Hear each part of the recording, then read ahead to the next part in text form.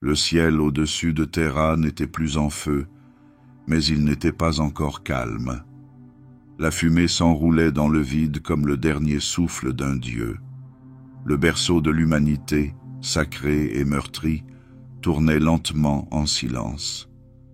Les bombardements orbitaux continuent de chauffer ces continents, et l'air au-dessus du palais impérial est chargé de poussière, de cendres et de souvenirs qui ne s'apaiseront jamais. Le siège est terminé, mais la ruine demeure. Sur les marches fracturées du sanctuaire intérieur, où les titans s'étaient autrefois affrontés et où le sang avait giclé sur le marbre comme de l'huile, ils s'étaient rassemblés. Des guerriers qui avaient vu le visage du maître de guerre dans sa dernière folie. Les survivants de l'ultime trahison. Leurs armures craquelées, leurs yeux ternis par le chagrin, ils se tenaient autour d'un trône devenu tombeau, même si le cadavre qu'il contenait respirait encore. L'empereur a tenu bon, mais il ne parle plus. Sa lumière était éteinte, son corps brisé, sa volonté scellée derrière un silence d'or. Son fils élu s'était retourné contre lui, et en mettant fin à ce fils, il avait sacrifié la dernière de ses flammes mortelles. Roboute Guilliman resta immobile, le visage tiré comme s'il était taillé dans la pierre. Dorn était silencieux, les poings serrés non pas par fureur, mais par incrédulité. Malcador, le sigillite, autrefois le compagnon le plus fidèle de l'empereur, avait donné sa vie quelques heures auparavant pour acheter un instant de plus au maître de l'humanité. Ce moment s'étendait maintenant sur l'éternité, doré et terrible. Sous le palais, le peuple de Terra pleurait sans savoir pourquoi. Les villes avaient été rasées dans les feux de la guerre civile. La foi, autrefois pure, s'était transformée en une vénération du silence et de l'ombre.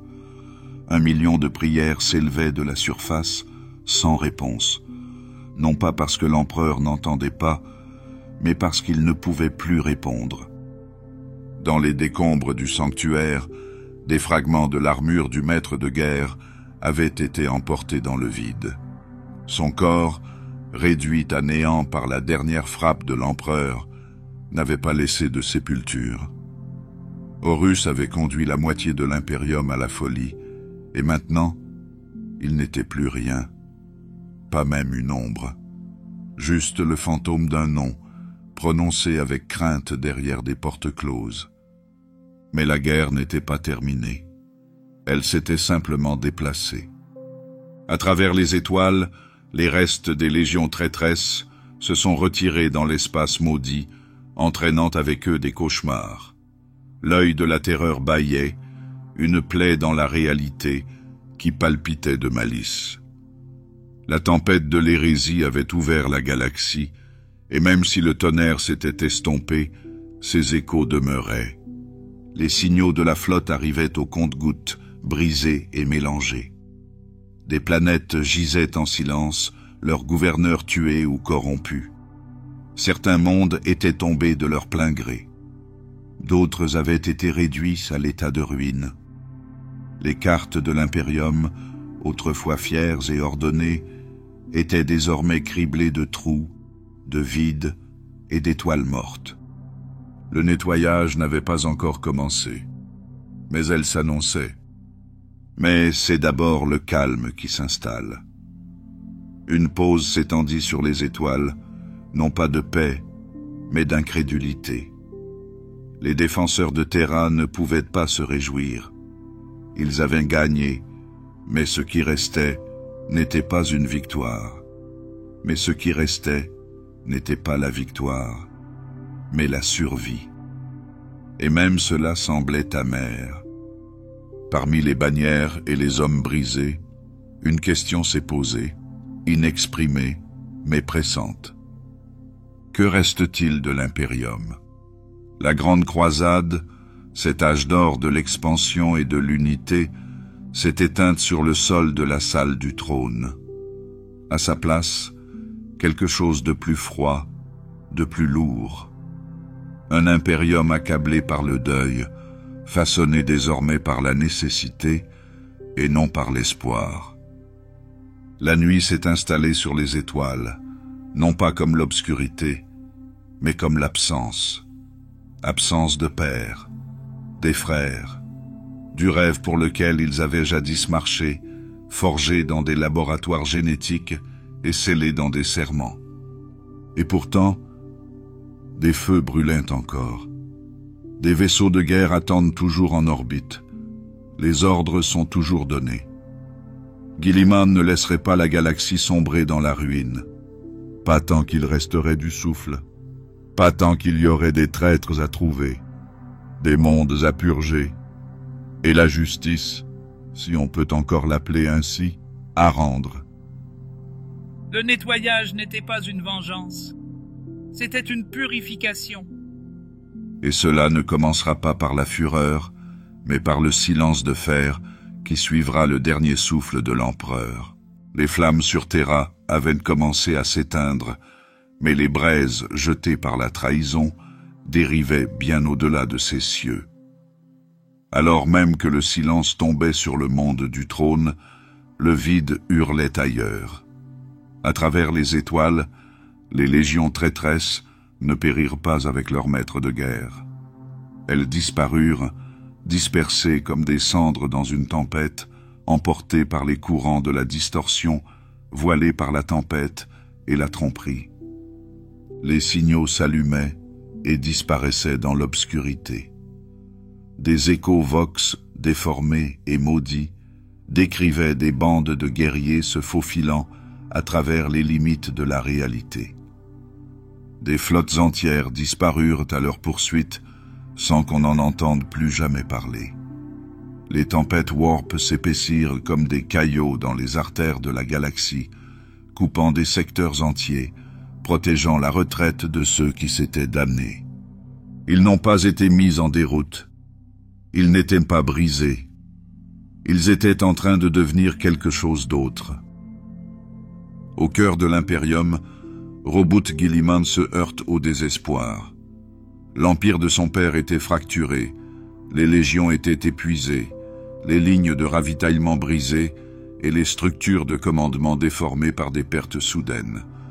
Le rêve d'unité avait été pulvérisé par la trahison, et il ne restait plus que la discipline et la froide résolution. Guilliman ne pleura pas. Il calcula. Avec Dorn à ses côtés, toujours en sentinelle, et le vide laissé par Malcador rapidement comblé par des voix de moindre importance, les loyalistes se déplacèrent. Non pas pour se réjouir, mais par obligation. La guerre n'était pas terminée. Elle avait seulement changé de forme. Ce qui suivrait ne serait pas une conquête, ni une croisade renaissante. Il s'agirait d'un bilan. Du cœur de la galaxie aux confins du Segmentum Obscurus, les rapports arrivaient comme des pièces de puzzle fracturées. Des restes de traîtres apparaissaient dans d'étranges constellations. Des planètes qui avaient autrefois saigné pour l'Impérium se tenaient désormais silencieuses, ou pire, ouvertement défiantes, jurant allégeance à des dieux obscurs. Une terrible prise de conscience se répandit. L'hérésie n'avait pas été un événement singulier, mais une porte qui s'ouvrait.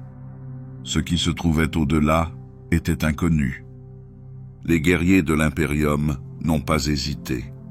Les vétérans de Terra, dont certains portaient encore des blessures non cicatrisées, reprirent le chemin des étoiles. Les Legiones Astartes, celles qui étaient restées fidèles, lancèrent des campagnes de purgation contre les nouveaux systèmes hérétiques. Mais ce n'était pas la grande croisade. Il n'y eut pas de défilé, pas de serment d'honneur pour élever l'espèce. Il n'y avait que le silence méthodique du châtiment. Flotte après flotte, l'Impérium étendit son emprise sur le monde. Certaines batailles se sont déroulées dans les profondeurs du vide, d'autres sur des terres ravagées où des sujets autrefois loyaux hurlaient désormais des louanges à des puissances ruineuses. L'ennemi n'avait pas été vaincu aux portes du palais, il avait seulement été repoussé.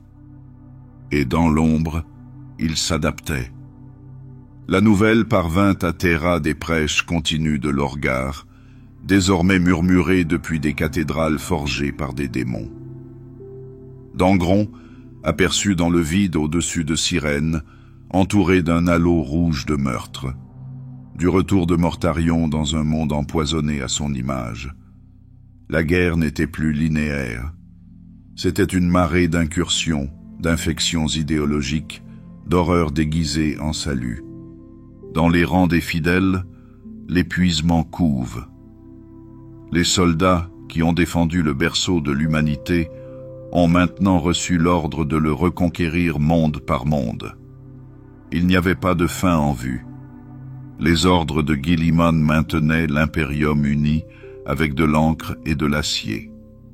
Le codex Astartes, rédigé alors que le sang séchait sur son armure, devint à la fois un bouclier et un scalpel, destiné à diviser les légions avant que l'orgueil ne les corrompe à nouveau. Mais le ressentiment s'est installé. Certains considéraient cette division comme nécessaire. D'autres la qualifiaient de lâcheté, un démembrement de la fraternité au nom de la bureaucratie. Ce qui n'était au départ qu'une question de survie se rapprochait dangereusement du schisme, même parmi les justes. Le souvenir de l'hérésie planait comme une toxine, toujours présente, toujours contagieuse. Dans les chambres feutrées de Terra, les hauts seigneurs commencèrent à se lever. Nés non pas sur le champ de bataille, mais dans l'ordre et la loi, ils s'exprimaient sur des tons trop doux pour la guerre. Guilliman, distant et accablé, céda à la fonction. Il comprit que l'impérium avait besoin de pérennité et pas seulement de victoire. Mais ce faisant, il a semé les graines de la stagnation. Pendant ce temps, les traîtres n'ont pas chômé. Ils apprirent la distorsion comme les poissons apprennent l'océan. Leurs mondes se transformèrent en forteresses. Leurs fils devinrent des monstres. Dans leur exil, ils trouvèrent une permanence trop tordue, une permanence terrible. Le nettoyage a commencé, mais ce n'était pas un brasier. C'était une brûlure lente, précise et douloureuse. Chaque campagne a fait disparaître la pourriture de l'os, mais la blessure n'a jamais cicatrisé. Peu importe le nombre de bastions renversés, le nombre de guerres réduites en poussière, l'infection s'était enracinée dans la moelle de la galaxie. Et toujours, les tempêtes. Le Warp, réveillé par la folie du War Master, avait goûté au sang et n'oubliait pas. Aucun chemin n'était jamais dégagé. Chaque voyage dans l'obscurité comportait un risque, non seulement de mort, mais aussi de contamination. Des chapitres entiers disparurent. D'autres revinrent, changés. Mais il n'y a pas d'alternative. Battre en retraite, c'est céder. Ainsi, l'impérium marchait, ses guerriers étendus sur les étoiles. Chaque victoire semblait plus petite, chaque défaite plus profonde. Ils ne poursuivaient pas leurs ennemis, ils poursuivaient des fantômes. La guerre n'est pas terminée, elle avait simplement choisi un nouveau nom. Les étoiles au-delà de l'œil de la terreur ne scintillaient pas, elles se tordaient.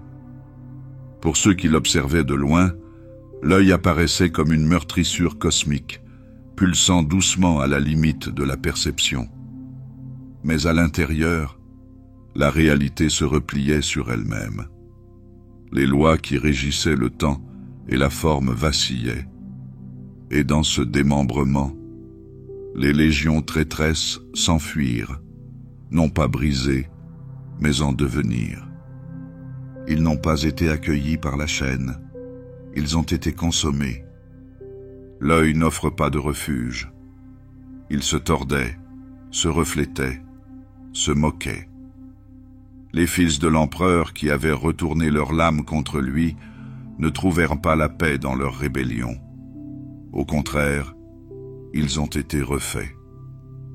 pas d'un seul coup, mais lentement, comme le métal corrodé par des vents étranges. Peu à peu, la distorsion s'est imposée à eux, non seulement autour de leur armure, mais aussi dans leur chair, leur esprit, leur serment. Ce qui a émergé de ce creuset n'était plus seulement des Space Marines, c'était autre chose. Les Wordbearers construisirent des temples de pierre hurlante, leur foi n'étant plus entravée par les faux semblants. Ils avaient cherché des dieux en secret, mais ils s'agenouillaient maintenant ouvertement devant les démons. Leurs aumôniers devinrent de sombres orateurs, leur litanie étant remplie non pas de protection, mais d'invocation.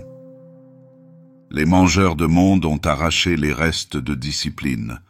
Dans le silence et le sang, ils se sont offerts à la fureur incarnée. En gros, leur Seigneur ne faisait même plus semblant d'être raisonnable. Les clous du boucher chantaient une symphonie rouge à travers chaque crâne, et leur chemin était jalonné de lunes entières écorchées. La garde de la mort a appris à respirer la corruption. Sur les ruches pourrissantes de Barbarus renaissant, Mortarion leur a donné des maladies qui aimaient leurs hôtes. Les marines de la peste se sont immunisées contre les tempêtes chimiques, non pas par défi, mais en tant qu'enfants de ces tempêtes. Et les enfants de l'empereur, autrefois parangons de perfection martiale, recherchaient des sensations qui dépassaient l'entendement. Leur sens s'élargissait jusqu'à ce que la musique et l'agonie se confondent. Ce qu'ils faisaient à leur propre parenté génétique ne pouvait être enregistré. On ne pouvait que l'endurer, ou pas. Chaque légion devint l'écho de la descente de son primarque. Mais ces échos devinrent plus bruyants que les originaux. L'œil de la terreur devint non seulement un havre, mais un royaume de folie. En son sein s'élevèrent des forteresses à l'architecture impossible, où les règles de la gravité s'inclinaient devant la volonté et où les pensées remodelaient la matière. Forteresses flottantes, soleils démoniaques en orbite, trônes de métal vivant, telles étaient les nouvelles demeures des élus des dieux. L'impérium, qui contemplait cette blessure dans l'espace, commença à entendre les récits. Les histoires se sont transmises de commerçants à psycheurs véreux, de colons pénitentiaires à inquisiteurs mourants. Des bandes de guerriers surgissant de nulle part, vêtus d'anciennes armures de puissance, portant les sigles de légions que l'on croyait éteintes depuis longtemps. Des guerriers qui ne vieillissaient pas, dont les blessures fumaient et se refermaient en riant. Des champions qui saignaient de lumière, d'ombre ou de mémoire. Certains les ont qualifiés de mensonges, d'autres ont parlé de prophéties. Dans les ténèbres de l'au-delà, de nouveaux noms furent forgés. La Légion Noire renaît des cendres de l'échec d'Horus, revendiquant l'unité non pas par le sang, mais par la haine. Les guerriers de fer, autrefois maîtres du siège, transformèrent leur génie en armes, en fabriquant des planètes. Les seigneurs de la nuit devinrent plus des spectres que des soldats. Les 1000 fils s'éparpillèrent comme du sable, chaque sorcier étant une étoile à lui tout seul. Chaque groupe de guerre revendiqua sa propre bannière, sa propre hérésie, son propre hymne au vide. N'étant plus liés par les anciennes coutumes, ces Space Marines du chaos, si l'on peut encore les appeler ainsi, ne se battaient plus uniquement pour la chute de l'Impérium. Certains recherchent la vengeance, d'autres adorent, beaucoup n'existaient que pour détruire, et certains cherchaient à s'élever. Dans l'œil, les dieux écoutent. Ils récompensaient la dévotion par des cadeaux, pas d'or ni de grade, mais du changement. Des ailes là où il n'y en avait pas, des yeux qui s'épanouissaient dans la chair, des voix qui résonnaient à travers les dimensions. Et parfois, lorsque la faveur changeait, ils maudissaient tout aussi facilement. Les champions qui avaient connu la gloire rampaient désormais, boursouflés et hurlant, des choses sans forme ni but. Le prix de l'électricité n'a jamais été fixé, il a seulement été promis. À l'extérieur, le scoring luttait pour contenir cette marée montante. Mais les légions du chaos ne jouaient plus selon les mêmes règles. Elles frappaient à partir de vecteurs cachés, apparaissant là où la foi était la plus faible, là où la peur était la plus forte. Elles ne se déplaçaient pas en formation, mais selon des schémas de folie. Certains agissaient seuls, d'autres s'unissaient dans des unions tordues, des alliances forgées par l'ambition et brisées par la trahison. Les fils de l'empereur, désormais déformés au point d'être méconnaissables, sont devenus des légendes à part entière. Pas celles que chantent les ménestrels, mais celles que l'on murmure dans les rêves, que l'on craint dans les prophéties. Leurs armures portaient d'anciennes héraldiques, symboles des jours les plus sombres de l'hérésie, mais à présent, elles brillaient d'une puissance puisée dans des puits plus profonds. Ce n'étaient plus des soldats, c'étaient des reliques de la trahison rendues manifestes. Le passé, sans sépulture, armé et dévot. Et tandis que l'impérium s'enfonçait dans le scoring, chaque pas en avant devenait une question.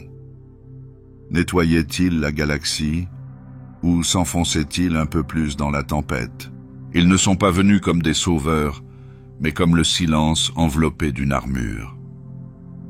Depuis le bord des cartes fracturées de l'impérium, les forces loyalistes revinrent, non pas en procession radieuse, mais avec le feu dans leur sillage. Chaque déploiement était précis, délibéré, une récupération écrite dans les flammes. Système par système, l'impérium traça les chemins des légions déchues, et là où la corruption avait fleuri, ils y mirent fin. Dans le vide, les flottes impériales se déplaçaient comme des lames dans la brume. Des croiseurs d'attaque vétérans, dont la coque avait été brûlée par le siège, formaient la pointe de chaque campagne. Des frégates les suivaient dans leur sillage, apportant ravitaillement, renfort et foi. Leurs bannières portaient les sigles de chapitres encore marqués par la trahison, certains modifiés, d'autres obscurcis, d'autres encore fièrement inchangés. Les premiers mondes les ont accueillis avec des larmes. Les colonies abandonnées pendant l'hérésie ouvrirent leurs portes avec un espoir tremblant. Des enfants qui n'avaient connu que le silence levèrent les yeux lorsque les Thunderhawks descendirent et trouvèrent une raison de s'agenouiller. Dans ces lieux, les guerriers de l'Imperium furent accueillis, non pas comme des seigneurs, mais comme des ancres. La tempête était passée, du moins c'est ce qu'il semblait. Mais toutes les stars ne les ont pas accueillis à bras ouverts. De nombreuses planètes ont été touchées trop profondément. L'œil avait chuchoté, et son écho persistait dans la pierre et le sang. Il ne s'agissait pas de simples colonies perdues. Il s'agissait de forteresses sculptées par la folie, de sanctuaires pour ceux qui avaient échangé leur loyauté contre une promesse surnaturelle. Sur la lune forteresse d'Istalon, la 8e Légion avait laissé des monuments d'os qui chantaient dans le vent. À Sears Reach, le culte de la flamme déchirée avait transformé ses tours ruches en cathédrale de l'anéantissement. Les cieux d'Alven brûlaient d'aurore contre nature, où des bêtes touchées par la distorsion paradaient comme des saints. Il ne s'agissait pas de cibles. Il s'agit de rituels qui se concrétisent. Et pourtant, les loyalistes sont venus. Des Space Marines à la livrée usée par le temps sont descendus dans des sanctuaires en ruine, des lance-flammes rugissant dans des catacombes où les icônes du chaos palpitaient comme des cœurs malades. Les sœurs du silence marchaient devant les bibliothécaires, leur présence démêlant les faux miracles. Les Scitarii de l'Adeptus Mechanicus fauchaient les forteresses hérétèques avec une précision sans émotion. Même l'Astra Militarum, bien qu'à bout de souffle, a tenu bon sur une centaine de mondes hantés, échangeant du sang contre un terrain mesuré en centimètres. Les inquisiteurs, qui ne sont pas encore liés par les dogmes rigides des siècles suivants, se déplacent parmi les flammes.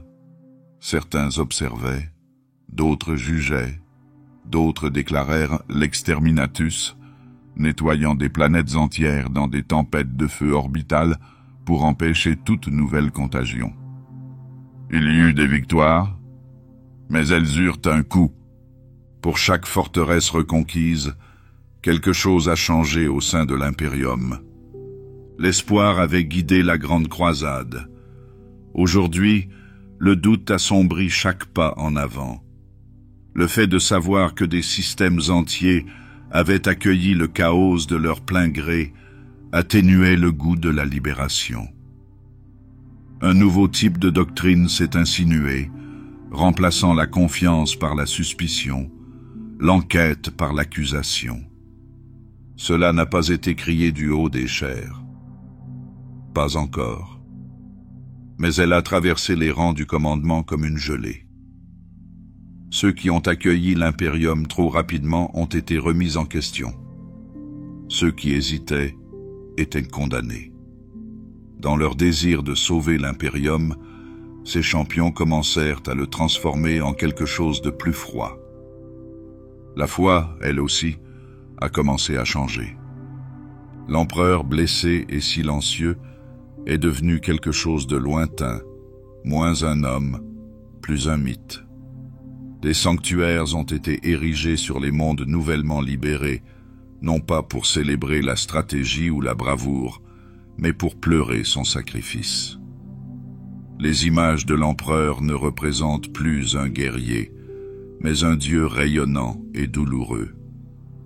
La Lectitio Divinitatus se répandit, non pas comme un credo, mais comme une fatalité.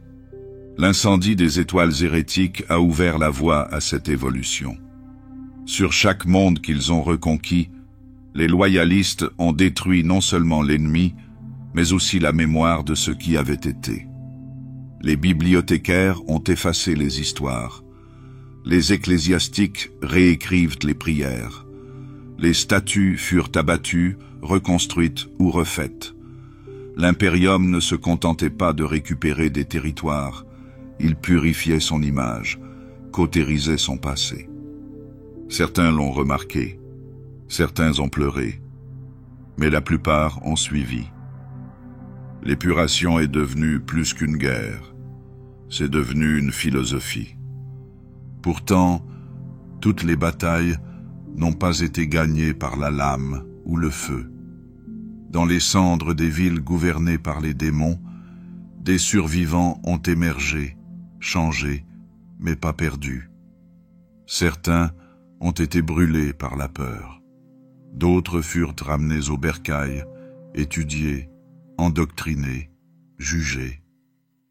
L'Imperium n'était pas encore devenu aveugle, mais ses yeux se rétrécissaient un peu plus à chaque campagne. Au fur et à mesure que les incendies se propagent, la galaxie s'assombrit. Il ne s'agissait pas d'une obscurité de perte uniquement, mais d'une obscurité de façonnage, de l'affinage, de décider ce que serait l'Imperium maintenant qu'il avait été trahi. Guilliman avait autrefois cru à la loi, à l'unité, à la clarté. Mais sur le terrain, rien de tout cela ne comptait plus que le contrôle. Ainsi, avec chaque monde reconquis, la torche est devenue plus chaude, plus brillante, moins indulgente. Il y avait moins d'acclamations maintenant, plus de rituels, moins de deuil, plus d'applications. Les étoiles qui brûlaient d'hérésie étaient réduites en poussière. Mais à leur place, quelque chose d'autre commença à s'élever. Un impérium qui ne cherche plus la vérité, seulement la survie. Il y avait des endroits où même le scoring n'osait pas s'attarder. Les ombres sont trop profondes, les étoiles trop silencieuses. Des régions où les rapports devenaient étranges, se confondaient avec la superstition ou disparaissaient tout simplement. Et au milieu de ces secteurs voilés, une figure se déplaçait sans fanfare ni décret. Leon L. Johnson, le primarque de la Première Légion, le seigneur des Dark Angels. Tandis que Guilliman réécrivait la structure de l'Imperium et que Dorn élevait des citadelles de défense, le lion a choisi une voie plus solitaire. Ces campagnes, si on peut les appeler ainsi, n'ont jamais fait partie d'offensives coordonnées. Aucune déclaration ne les a précédées. Aucun registre n'annonçait leur fin. Des secteurs entiers murmuraient que des guerriers en armure verte apparaissaient sans crier gare, fouillaient les enclaves cachées de la trahison et disparaissaient avant que les derniers feux ne refroidissent. Le lion n'attendait pas d'ordre. Il chasse. Mais ce qui l'a poursuivi n'a jamais été clair. Ses commandants les plus proches ne rapportaient que des fragments, des opérations enfouies sous le cryptage, même à leurs propres frères. On leur disait quelle cible frapper, mais pas pourquoi. Certains pensaient qu'ils recherchaient les seigneurs de la nuit, poursuivant les échos de Conrad Kurzé à travers le vide. D'autres parlaient de conclaves cachés de Wordbearers qui s'étaient glissés trop profondément dans le voile de la distorsion. Quelques-uns ont osé suggérer quelque chose de plus étrange, que le lion ne poursuivait pas des ennemis, mais des secrets. Quelle que soit la vérité, la trace qu'il a laissée derrière lui était irrégulière. Dans les ruines des stations du vide et des monastères silencieux, des choses ont été découvertes, des tombes de données dépouillées de leur histoire, des sigles effacés avec une intention chirurgicale, et même des voûtes entières effondrées sur elles-mêmes, comme si elles avaient été enterrées délibérément. Les restes de ceux qui étaient tombés sous sa lame n'avaient pas grand-chose à voir avec un credo unificateur. Ce n'étaient pas toujours des traîtres. Parfois, ils étaient simplement gênants. Parmi les Dark Angels, des murmures ont commencé à circuler. D'abord silencieux, puis plus silencieux encore, comme si le fait de les prononcer à haute voix appelait le jugement. L'idée que certains des leurs aient pu se retourner pendant l'hérésie, qu'ils aient pu se ranger du côté de Luther sur Caliban, n'a jamais été confirmée. Elle n'avait pas besoin de l'être. Le silence devint une loi en soi. Et dans ce silence, le lion s'est éloigné. Il ne retourne que rarement dans sa propre flotte. Ses conseils de guerre se réduisirent, puis se raréfièrent.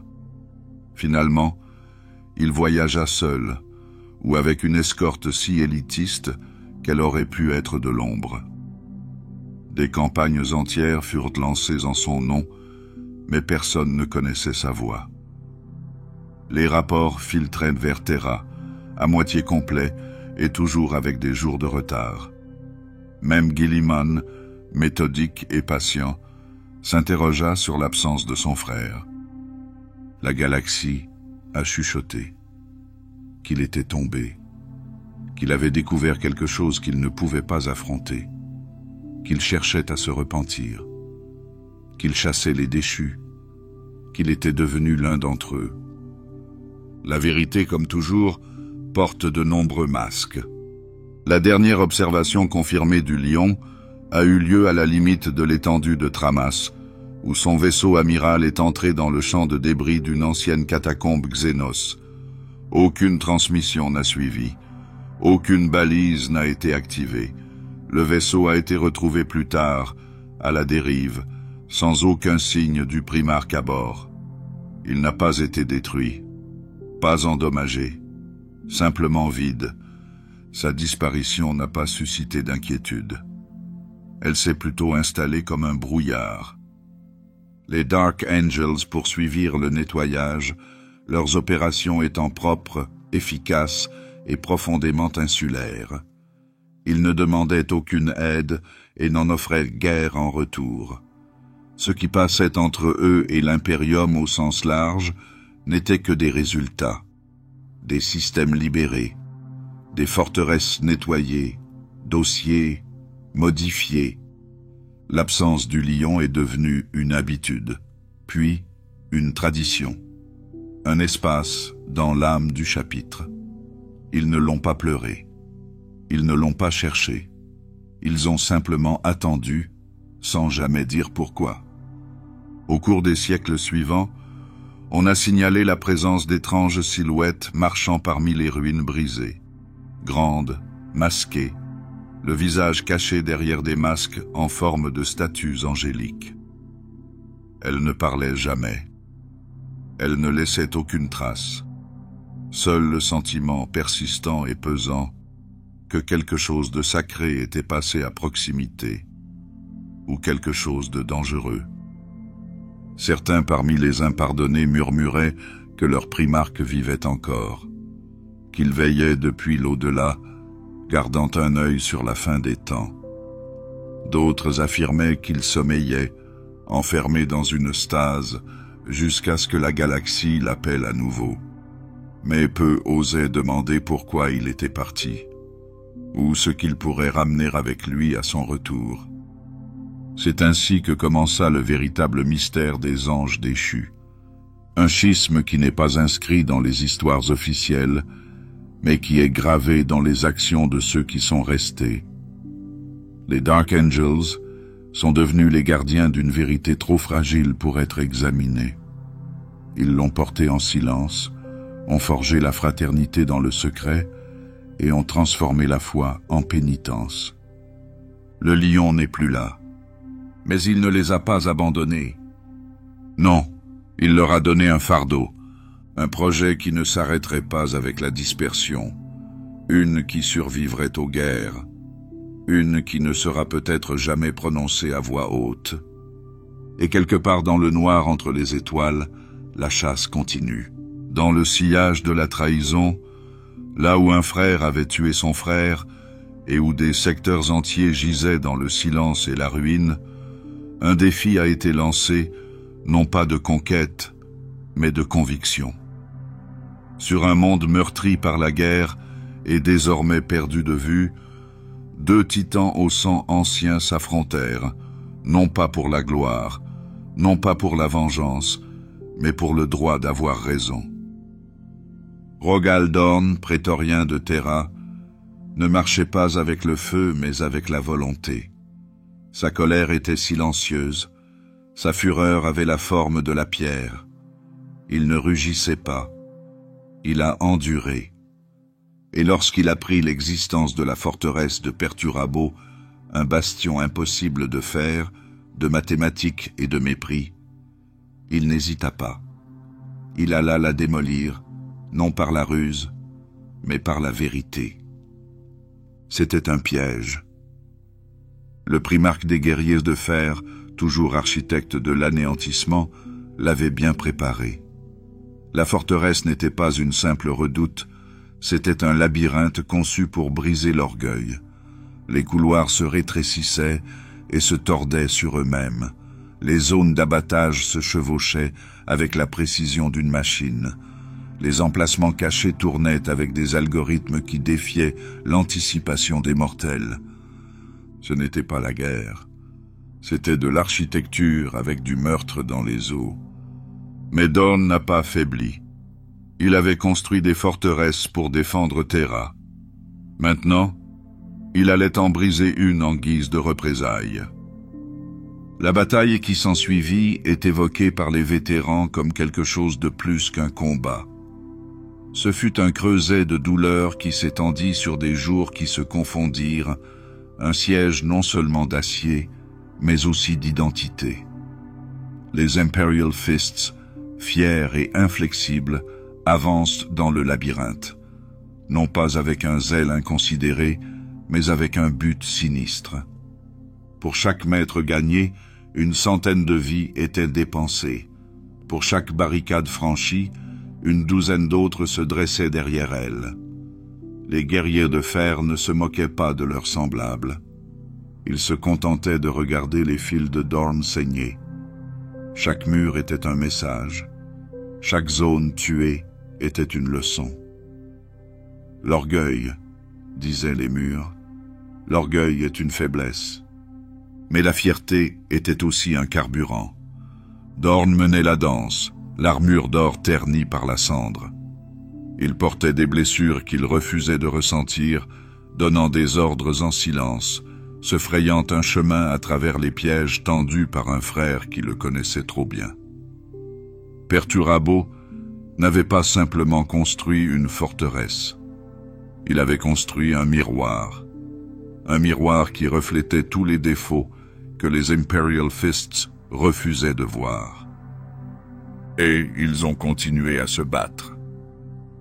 Au plus fort du siège, des compagnies entières disparaissent sous l'effondrement de tours conçues pour imiter leur propre schéma de progression. Les charges de rupture ont échoué. Les moteurs d'Ordinatus se sont rompus sous l'effet du stress. Même les bombardements orbitaux n'ont pas fait grand-chose. Perturabo avait enterré la forteresse profondément, plus profondément que la vengeance, plus profondément que la mémoire. Mais il n'était pas invincible. Dorn a trouvé la faille. Il l'a toujours fait. Dans la logique de la forteresse, dans sa précision absolue, il y avait un rythme. Et dans un rythme, il y a toujours une pause. Les Imperial Fists l'ont exploité, non pas par leur supériorité, mais par leur sacrifice. Ils ont saigné dans les engrenages, jusqu'à ce que les engrenages ralentissent. Le coût était incalculable. Lorsque la forteresse s'est finalement fissurée, lorsque son cœur a été atteint et que ses défenses se sont effondrées, Perturabo n'était plus là. Il n'avait jamais voulu gagner.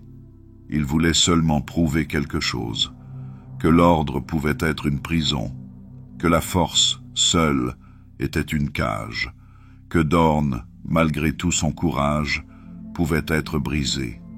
Et peut-être, d'une certaine manière, l'avait-il été. Les survivants ne parlent pas de triomphe, ils portent les blessés en silence, leurs bannières brûlent, leurs rangs s'éclaircissent. Ce n'est une victoire que dans la mesure où la forteresse n'existe plus. Mais qu'avait-elle pris? Et qu'avait-elle laissé? Parmi ceux qui revinrent, rares furent ceux qui reparlèrent du siège. Certains se replièrent sur eux-mêmes, d'autres disparurent dans des serments solitaires, gardant des sanctuaires de pénitence sur des mondes lointains. Dorn lui-même se retira, sa présence n'étant plus qu'une ombre, ses paroles se faisant plus rares que jamais. La cage de fer est devenue plus qu'un champ de bataille. Elle est devenue un mythe, un symbole de ce que l'Imperium exigeait, pas seulement la force, mais la volonté de s'y noyer, de supporter la douleur de la survie lorsque la victoire n'offre aucun réconfort. Plus tard, les Imperial Fists porteront le souvenir de cet endroit comme une blessure qui ne se refermera pas. Ils reconstruisirent, s'entraînèrent et jurèrent à nouveau de défendre l'humanité. Mais sous leur armure d'or se cachait une douleur qu'aucun rite de pénitence ne pouvait apaiser. Ils avaient prouvé leur loyauté dans le sang, mais le prix à payer était la croyance. Pour Perturabo, la bataille était un message. Pour Dorn, un bilan. Pour l'Imperium, c'était un rappel. Même les plus fidèles peuvent être mis à l'épreuve jusqu'à la ruine. Et pourtant, ils perdurent. Les cicatrices de cette guerre ne s'effaceront jamais, ni dans la pierre, ni dans la chair, ni dans l'âme. Elles étaient gravées dans les os de chaque forteresse érigée par la suite. Pas comme des triomphes, comme des avertissements.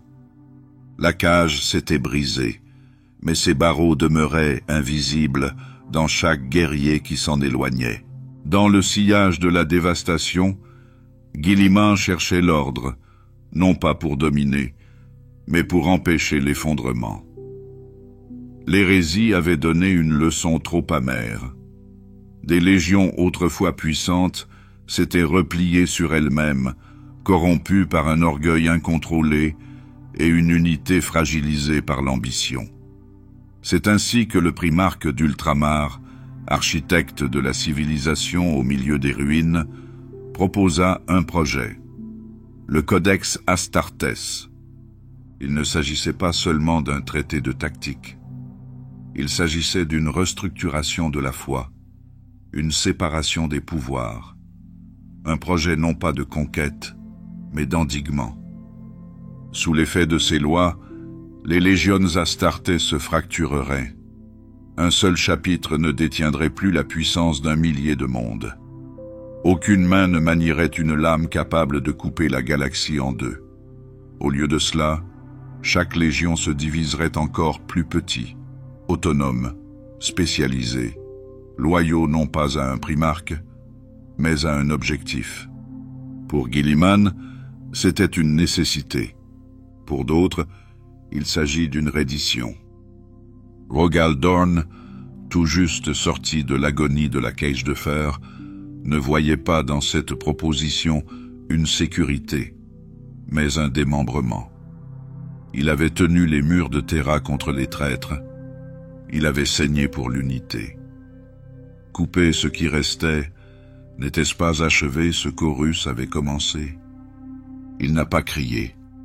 La fureur de Dorn n'était pas du tonnerre. C'était la pierre qui refusait de céder aux ciseaux. Il a rejeté le codex, non pas pour défier Guilliman, mais pour pleurer la fraternité qu'il voyait s'effilocher. Vulcan se tint à l'écart. Les feux en lui s'éteignirent. Les salamandres, toujours proches de l'humanité, comprenaient la retenue. Mais même lui ne put cacher la tristesse dans sa voix lorsqu'il parla de l'éclatement des légions. Il ne discutait pas. Il pleura. Leman Russ répondit sans mot dire. Il rassembla ses guerriers, parla de présages et de destin, et quitta Fenris sous un ciel lourd de silence. Nul ne sait où il est allé. Certains prétendaient qu'il avait cherché des réponses dans les étoiles. D'autres pensaient qu'il fuyait un avenir qu'il ne souhaitait pas façonner. Il n'est jamais revenu. Le démembrement n'a pas été fait par méchanceté. Il s'agissait de tailler dans l'âme de l'Imperium pour préserver sa forme. Mais pour beaucoup, la lame a été trop profonde. Les légions se sont divisées. Chacun devint un chapitre, moins nombreux, plus restreint. Les premiers-nés furent réorganisés, leurs doctrines uniformisées. Les rituels remplacèrent les légendes. La structure remplaça l'instinct. Les noms fiers sont restés. Blood Angels, Imperial Fists, White Scars. Mais en dessous d'eux, des successeurs ont émergé. Certains portèrent l'héritage de leur géniteur avec fierté. D'autres tentèrent d'oublier. C'était efficace, logique, unifié par la division. Mais quelque chose d'ancien est mort dans le processus. La camaraderie qui liait autrefois les guerriers à travers les étoiles avait disparu. L'héritage commun de la lignée génétique et de l'histoire se diluait désormais dans des salles séparées, des reliques séparées, des voies séparées. Chaque chapitre est devenu un monde en soi, moins vulnérable, mais aussi moins entier. C'est dans cette désunion qu'est né un nouveau credo. Le Codex Astartes est devenu une écriture. Ces mots sont traités comme des lois. Ces déviations sont considérées avec suspicion. Les chapitres ne se mesuraient pas à la lumière de leurs actes, mais à leur adhésion à sa structure. Guilliman n'avait pas l'intention de créer une religion, mais l'Imperium avait l'habitude de transformer la nécessité en doctrine. Les Blood Angels ont fait leur deuil en silence, cachant leurs défauts derrière la discipline. Les Space Wolves, désormais éloignés, façonnèrent leur propre tradition dans le vide. Les Dark Angels scellèrent leur silence, protégeant leur honte derrière des serments que personne ne pouvait remettre en question. Et les Ultramarines, porteurs du Codex, devinrent à la fois l'exemple et l'exécutant. Il y a eu des exceptions, il y a des adaptations, mais l'unité autrefois forgée sous le regard de l'empereur avait été réduite à l'état de fragments. Et même si les chapitres se battaient bien, avec vaillance et brio, jamais plus ils ne s'uniraient. La grande croisade, malgré sa gloire et son échec, avait été une entreprise singulière. Une confrérie de Titans guidant l'humanité à travers les étoiles. Cette vision était désormais fossilisée dans la mémoire, racontée dans les chapelles et les cantiques, mais jamais vraiment ressentie à nouveau. Certains murmurent que l'hérésie a brisé le corps de l'Imperium, mais le Codex avait dispersé son esprit. Pourtant, Guilliman a porté le fardeau, non pas avec fierté, mais avec détermination. Il savait ce qu'un pouvoir incontrôlé pouvait engendrer. Il l'avait vu dans la folie de ses frères. Si préserver l'Imperium signifiait le remodeler, alors qu'il en soit ainsi, même si cela devait lui coûter la proximité qu'il avait connue autrefois, même si cela fait de lui le dernier à croire en l'unité. C'est ainsi que la galaxie changea à nouveau, non pas par la guerre, mais par la réforme, pas avec le tonnerre, mais avec l'encre. Et même si le bolter parlera toujours plus fort, le Codex survivra à son écho. Il s'agit peut-être d'un autre type de vérité. La survie exige des sacrifices, non seulement de sang, mais aussi de liens. Que pour perdurer, l'Imperium devrait devenir plus que ce qu'il a été, ou moins. Les chapitres ont navigué vers l'extérieur, revêtus de nouvelles couleurs, sous de nouvelles bannières. Mais dans leurs rêves, certains marchent encore aux côtés de frères disparus depuis longtemps. Au cœur de la blessure de la galaxie, l'œil de la terreur commence à s'agiter.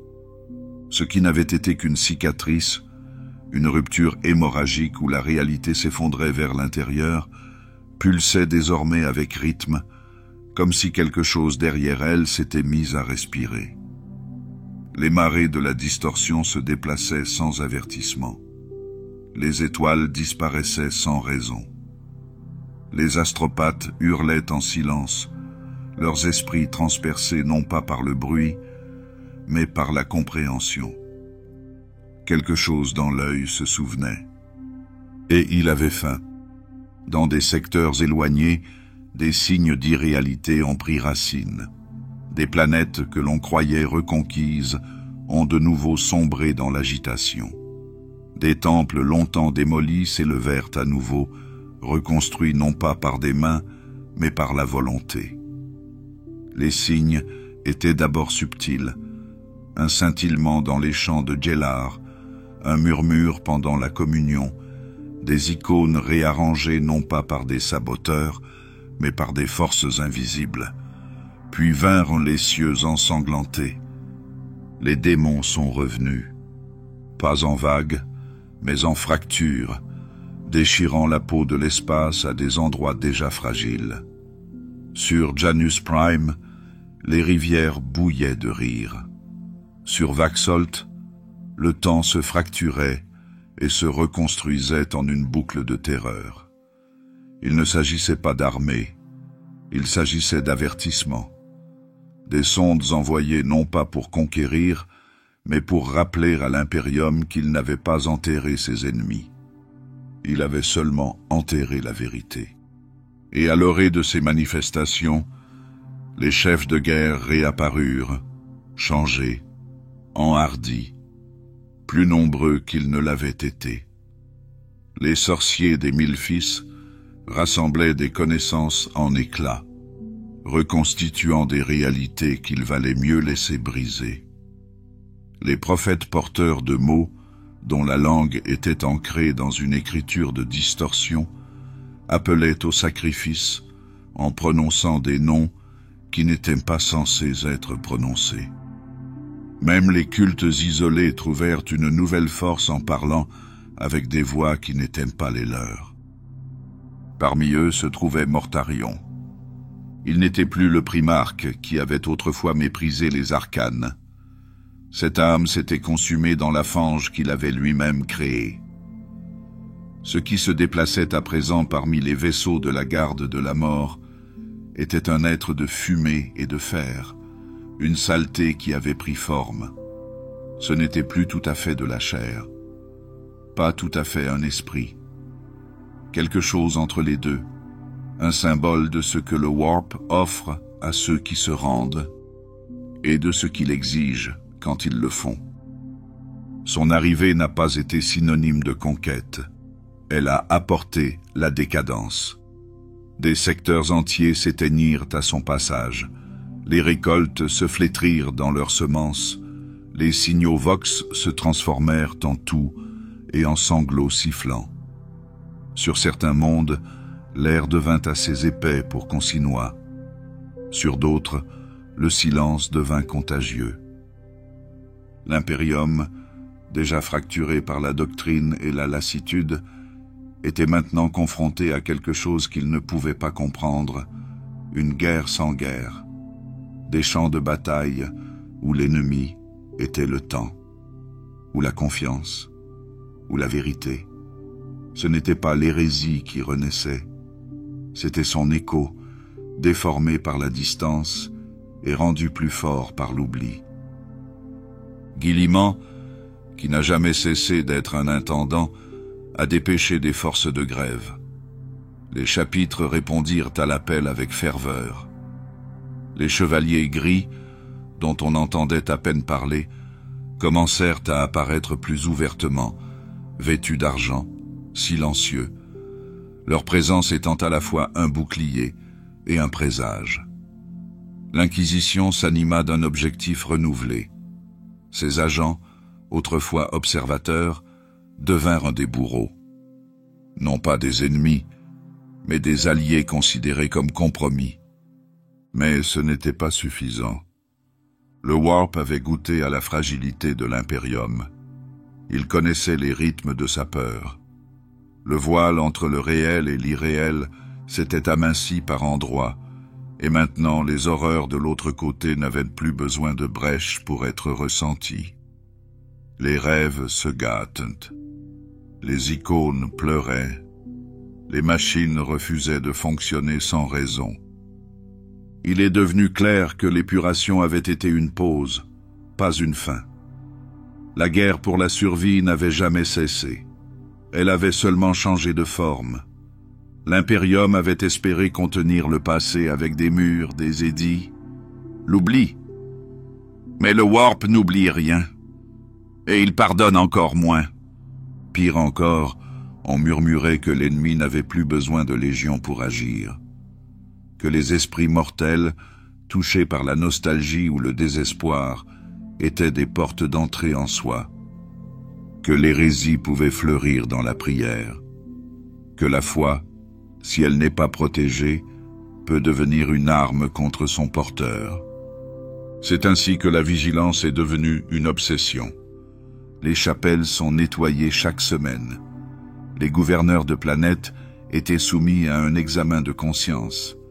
Des populations entières ont été brûlées, non pas parce qu'elles étaient tombées, mais parce qu'elles risquaient de tomber. C'était le seul moyen d'être sûr. Telle était la réponse de l'Imperium, non pas la sagesse, mais l'endiguement. Mais le confinement ne peut pas effacer le pouls d'une tempête. L'œil palpitait encore, invisible mais palpable, comme si quelque chose au fond de lui riait. Non pas parce qu'il avait gagné, mais parce qu'il savait que le jeu ne s'arrêterait jamais. Chaque défaite était une leçon, chaque purge une prophétie. Et quelque part dans cette tempête éternelle, des champions se sont rassemblés. Pas en alliance, pas dans l'unité, mais attirés par l'instinct et l'ombre, rappelés au creuset qui les avait forgés en monstres. L'Imperium surveille les frontières, renforçait les remparts, offrait son sang au nom de l'espoir. Mais la distorsion était déjà entrée. Il n'est jamais parti. Au cours des dernières années du balayage, les étoiles proches de l'œil de la terreur furent envahies par de fausses lumières. Les constellations se déplaçaient, englouties par des tempêtes d'irréalité, tandis que l'espace entre les mondes semblait se resserrer comme un piège. C'est ici, au seuil de la blessure la plus profonde de la galaxie, que naquirent les dernières croisades de vengeance. L'Imperium ne pouvait pas tolérer d'impasse. C'est ainsi que des flottes furent rassemblées, les derniers grands rassemblements de loyalistes, issus de tous les chapitres survivants, de tous les bastions encore fidèles aux rêves brisés de Terra. L'objectif était simple, frapper l'œil lui-même, extirper les légions traîtresses à la source et mettre fin aux échos de l'hérésie avant qu'ils ne s'enveniment. Mais la simplicité survit rarement au contact de la distorsion. Des dizaines de forces dirigées par le primarque se sont rassemblées aux frontières de l'espace réel et de la folie. Chaque flotte était le fer de lance d'une juste fureur, commandée par ceux qui avaient affronté le pire de ce que la galaxie pouvait offrir. Il n'y avait pas d'hésitation parmi eux. Il n'y avait que le devoir, aiguisé par la perte et endurci par le souvenir. Leurs bannières se déploient, leurs moteurs brillent dans l'obscurité qui s'installe, et ils naviguèrent dans l'œil. Ils ont navigué dans la fabrication de produits. Dans ce maelstrom, l'ordre s'est désintégré. Les flottes se sont dispersées, perdues dans des marées qui ne tenaient pas compte de la masse ou de l'élan. Le temps s'est fracturé. Certains navires ont navigué quelques instants et ont émergé des siècles plus tard. D'autres furent engloutis, leur dernière transmission se résumant à des cris déformés et à des prières abandonnées au milieu de l'énoncé. Certaines croisades ont rencontré des forteresses construites à partir de la folie elle-même, des bastions où les pierres saignaient et les tours pleuraient. Elles ont affronté des groupes de guerriers méconnaissables, des Space Marines tordus au-delà de tout cadre humain, portant des héraldiques comme des promesses non tenues. Les batailles ont fait rage là où la physique s'est déformée et où la loyauté s'est effilochée sous une pression invisible. Dans de rares cas, ils ont remporté des victoires. Les bastions de l'hérésie ont été brisés, des apôtres des ténèbres réduits au silence, des hôtes démoniaques bannis dans le vide. Pourtant, chaque succès s'accompagnait d'un prix plus corrosif que la défaite. Les guerriers revenaient changés, s'ils revenaient tout court. Les yeux qui brûlaient autrefois de conviction s'assombrissaient. Les voix tremblaient devant des choses qu'aucun lexique ne pouvait exprimer. Les primarques eux-mêmes n'étaient pas à l'abri. On disait que Corax, seigneur de l'ombre, avait mené une chasse dans les régions les plus noires de l'œil et que lorsqu'il en était ressorti, il était moins un homme qu'une ombre, un murmure de vengeance s'étirant à travers des gouffres impossibles à franchir. Vulcan, toujours inébranlable, disparut de sa campagne sans un appel à l'aide ni un mot d'adieu. La flotte de Rogaldorn s'est fracturée dans les profondeurs de la distorsion. Certains fragments sont revenus, creux et sans chef, ne portant qu'une seule main serrée autour d'une arme abîmée. Parmi ceux qui ont plongé au plus profond, beaucoup n'ont jamais été revus. Leurs destins sont devenus des rumeurs, puis des mythes. Certains disaient qu'ils avaient fondé des bastions perdus dans l'œil, des postes de surveillance éternels contre la marée. D'autres pensaient qu'ils avaient été pris au piège par les dieux, leurs âmes liées à un tourment sans fin pour servir d'avertissement aux vivants. Avec le temps, l'Imperium cessa de poser des questions. Le silence parlait suffisamment fort. De retour dans le royaume des étoiles encore revendiqué par l'humanité, l'épuisement s'installe. La dispersion avait commencé comme un châtiment, une purge nécessaire des vestiges de la trahison. Mais à la fin, c'était devenu un combat d'usure contre le Warp lui-même, une guerre sans condition de victoire, menée contre des cauchemars qui ne pouvaient pas être tués de façon permanente. Les réserves s'épuisèrent, les recrues s'amenuisaient, des secteurs entiers commencèrent à vaciller sans la présence de leurs guerriers, vulnérables au soulèvement, au Xénos, ou tout simplement à l'effondrement. Même Guilliman s'est rendu compte de la futilité de la situation. Les croisades ont été rappelées, discrètement, sans proclamation. Non pas parce que l'Imperium avait triomphé, mais parce qu'il n'y avait plus rien à gagner. L'œil est resté. Ces marées se heurtent encore à la réalité, rappelant que les échos de l'hérésie ne pourront jamais être effacés. Les légions traîtresses ne sont pas mortes. Elles se sont adaptées. Elles sont devenues étranges, étrangères même à ceux qui les avaient autrefois appelés frères. L'Imperium détourna son regard, non pas par ignorance, mais par une sinistre acceptation. Les murs autour de la blessure furent fortifiés. Des flottes de surveillance furent mises en place. Des avertissements ont été inscrits dans la formation de chaque astropathe et dans les cartes de chaque amiral de flotte. Le problème n'a pas été oublié. Elle a été contenue. C'est du moins ce qu'ils espéraient. Ceux qui revinrent des dernières chasses portaient des cicatrices plus profondes que la chair. Certains n'ont plus jamais parlé. D'autres fondèrent de nouvelles traditions, leurs chapitres ayant été remodelés par des traumatismes qu'ils étaient les seuls à comprendre. Ils devinrent plus prudents, plus rigides, moins confiants dans l'espoir. L'effondrement ne s'est pas terminé par un coup de tonnerre. Elle s'est terminée par une longue expiration frissonnante. La prise de conscience que les pires batailles n'avaient pas été gagnées. Elles avaient simplement reculé. Et parmi les étoiles dispersées, là où les bannières de la loyauté flottaient autrefois avec éclat, flottait maintenant quelque chose de plus calme, de plus froid. Le souvenir de fils envoyés dans la tempête, et d'une tempête qui leur répond non pas par la mort, mais par une invitation sans fin. Lorsque la dernière campagne s'est achevée, non pas avec des bannières, mais avec le silence, l'Imperium est resté. Il n'a pas brillé. Il ne s'est pas réjoui. Il a enduré. La galaxie était plus calme à présent, non pas parce que la paix avait été instaurée, mais parce que trop de voix s'étaient perdues.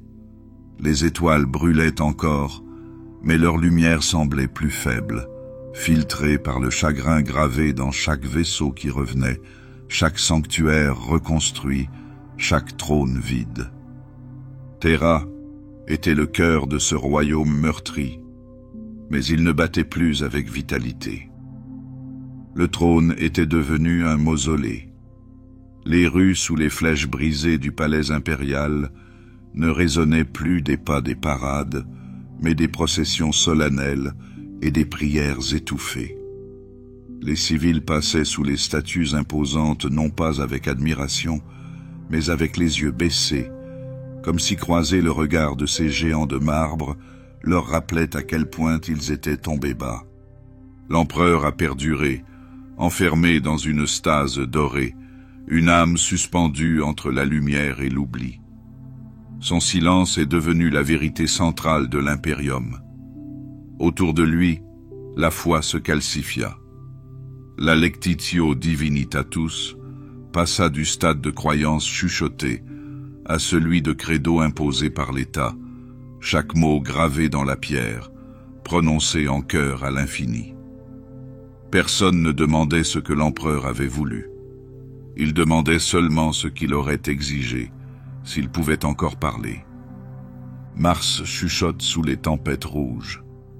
Les prêtres techniciens du mécanicum, marqués par leur propre schisme né de l'hérésie, ont reconstruit dans le cadre d'un rituel. Ils ont réactivé des forges autrefois assombries, non pas pour innover, mais pour reproduire. Le passé est devenu un parchemin sacré, et toute déviation est un péché. Leur silence n'était pas un deuil, c'était un protocole. L'Adeptus Astartes retourna sur ses mondes d'origine, maintenant que les chapitres étaient au complet, et commença la longue tâche du réapprovisionnement. Mais quelque chose avait changé en eux. Le feu qui avait autrefois lié les frères entre eux s'était refroidi en quelque chose de fragile. La fierté demeurait, oui, mais c'était une fierté plus calme, enroulée, incertaine et méfiante. Chaque chapitre se souvenait des légions, et chaque chapitre portait le souvenir de la trahison comme une cicatrice sous son héraldique. Après la dispersion, l'Imperium entra dans une ère non pas de triomphe, mais de réparation. La reconstruction commença sans célébration. Les planètes arrachées au bord de la folie furent mises en garnison et non libérées. La foi a été imposée là où la confiance avait échoué. Ce qui avait été une galaxie de possibilités était désormais un bastion de survie. Le rêve d'unité s'est effondré sous son propre poids. Ce qui restait, c'était la fonction. Mais la fonction n'est pas la paix. Chaque sanctuaire raconte une version différente de la même histoire. Des héros martyrisés, des traîtres jetés dans l'ombre. Les noms autrefois prononcés avec révérence n'apparaissent plus que dans les archives censurées, leurs actes réécrits ou effacés. Dans les cathédrales, les vitraux montraient des images de loyalistes repoussant des démons, mais le contexte, la douleur derrière ces batailles, s'estompait au fil des récits. Les échos de l'effondrement demeuraient, non pas sous la forme d'une guerre, mais sous celle d'une présence. Des systèmes entiers portaient l'odeur persistante de la corruption, nettoyée, mais jamais propre. L'air de certains mondes était chargé de malaise, de reliques trop profondément enfouies et de fondations posées sur des mensonges. Certains chapitres ont stationné des garnisons indéfiniment, non par nécessité, mais par prudence. Dans ces lieux, les fantômes de l'hérésie parlaient plus fort, non pas avec des mots, mais avec l'absence. Les étoiles elles-mêmes semblent moins sûres. Des routes de distorsion autrefois considérées comme stables se sont déplacées sans raison. Des mondes connus de la cartographie impériale ont disparu de la carte pour réapparaître changés. Le temps s'écoulait de façon irrégulière, près des cicatrices laissées par les invasions des traîtres. Les inquisiteurs commencèrent à dresser des listes de systèmes qu'il ne fallait pas approcher, non pas pour ce qu'ils contenaient, mais pour ce dont ils se souvenaient.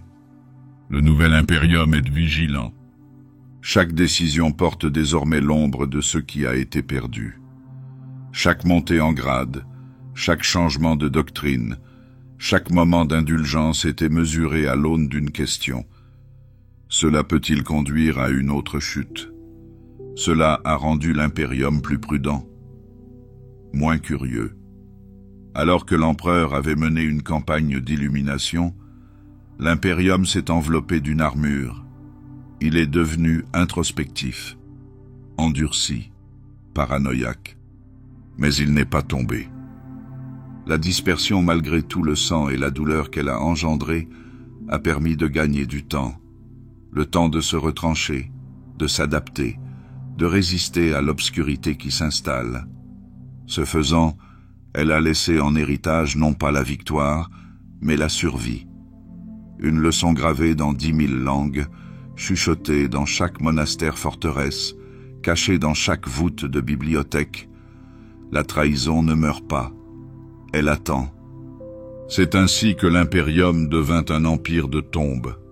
des tombes du passé, des tombes de possibilités, des tombes de ce qui aurait pu être. Pourtant, de ces tombes, les soldats continuaient à marcher. Les pèlerins continuaient de prier. Les villes s'élevaient toujours. Il n'y a pas eu de fin. Il n'y a eu qu'une continuation. L'épuration s'est achevée. Mais ces fantômes marchaient aux côtés de chaque commandant, de chaque maître de chapitre, de chaque âme commune regardant le ciel et se demandant si l'on pouvait faire confiance aux étoiles. L'impérium est toujours debout, mais il n'est plus atteint. Il s'en souvient. Thème 2. La disparition des primarques, les derniers pas des légendes. L'impérium ne pleure pas facilement. Son chagrin est enfoui sous le devoir, son deuil façonné en icônes et en rituels. Mais pour Sanguinius, l'ange, même les étoiles semblaient s'éteindre. Il est mort au seuil du salut, dans la chambre où le destin de l'humanité s'est joué. Sa chute n'a pas été observée par des millions de personnes, mais par une seule, et par les échos de ce moment qui se répercuterait à travers l'éternité. Son image, brisée et sereine, se répandit comme un feu dans toutes les âmes qui avaient un jour regardé vers le ciel avec espoir. Sur Baal, ses fils se tenaient sous des soleils noirs et ne parlaient pas pendant des jours. Des statues ont été sculptées à son effigie, non seulement pour l'honorer, mais aussi pour le contenir, pour donner forme à l'insupportable.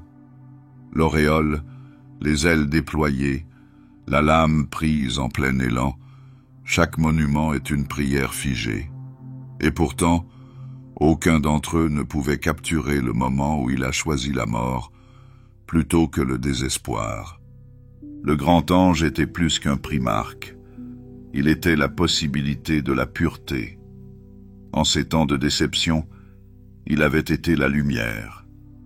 Sa perte n'était pas seulement une absence, c'était l'arrachement d'un avenir que l'impérium commençait à peine à imaginer.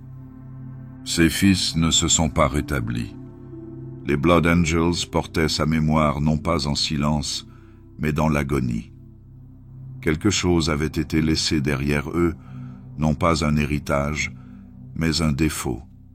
Une blessure gravée dans le gène, une ombre des dernières visions de Sanguinius.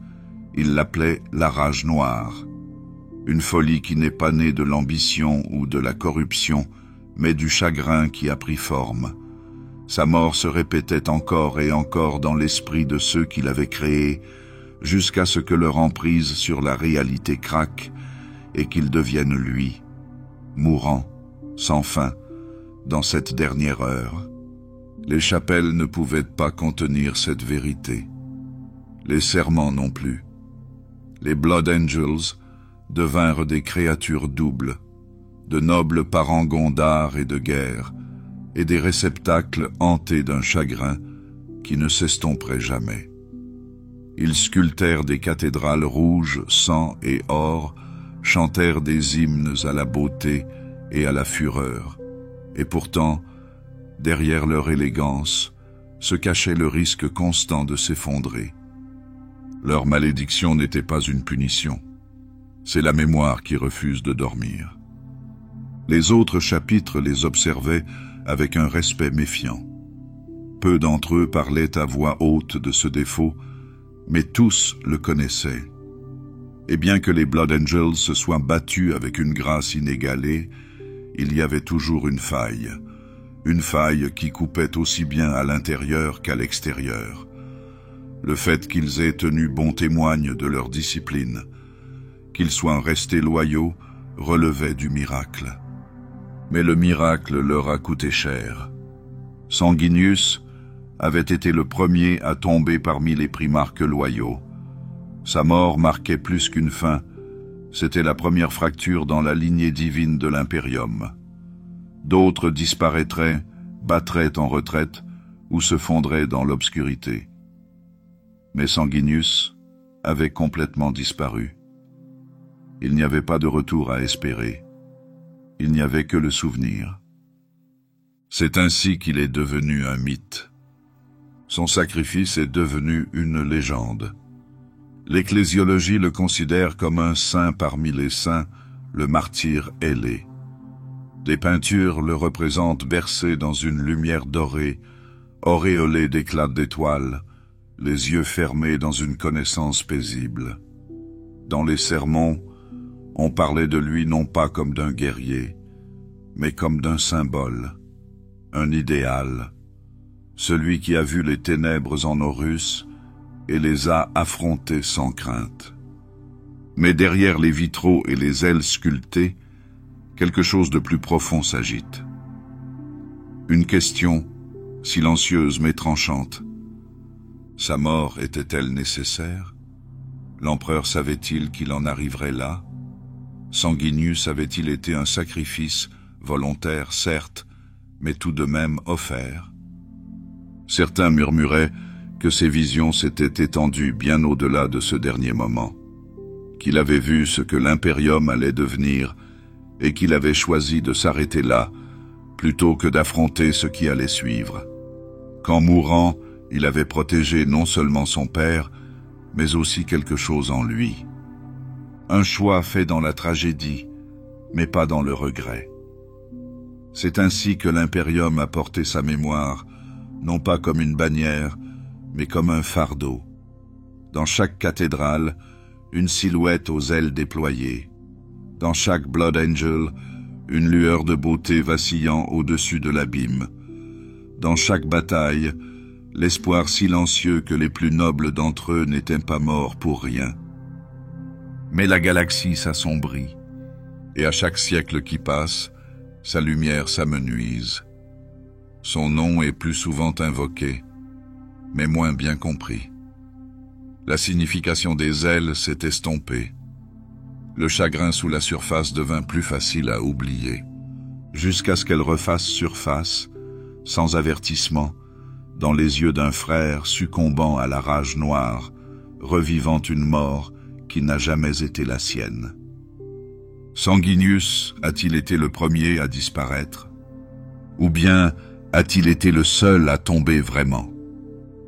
La question s'attardait, inexprimée, comme un soupir dans les couloirs de pierre.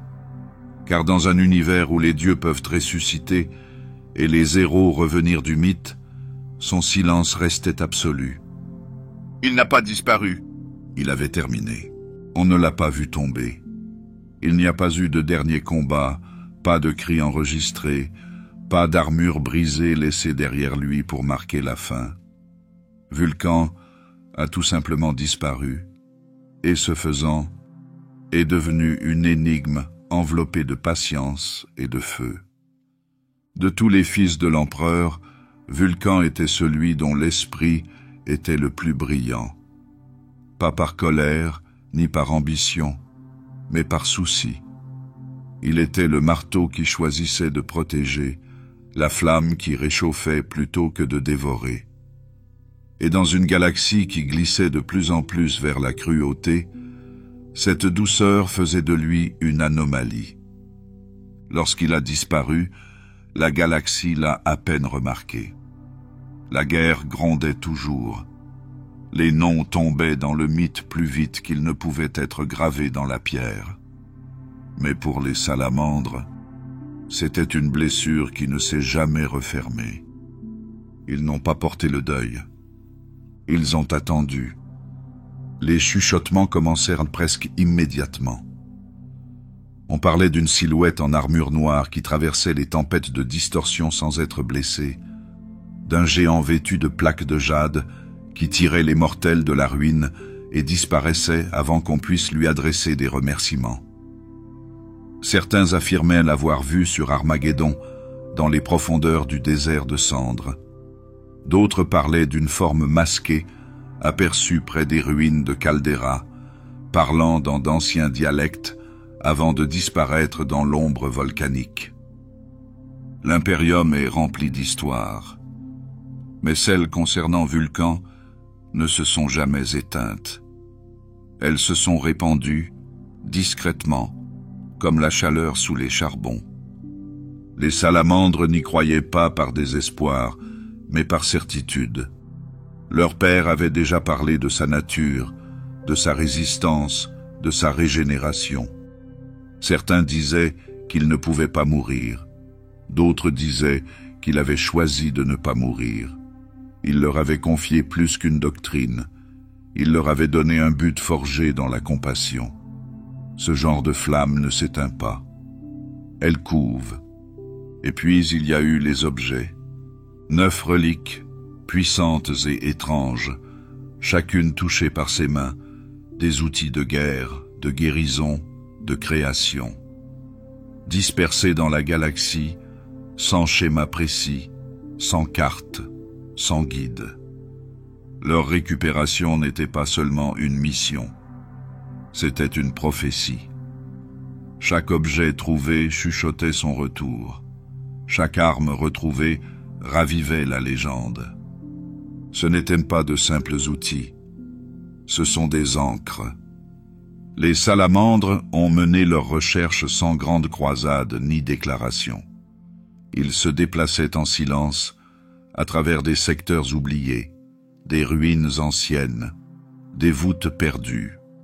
Chaque fragment de données, chaque mythe local, chaque glyphe gravé dans un sanctuaire abandonné était une piste potentielle.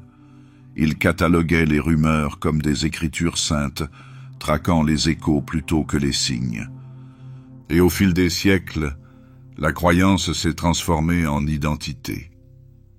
Chez les salamandres, la foi ne se forge pas dans la cérémonie, mais dans l'endurance.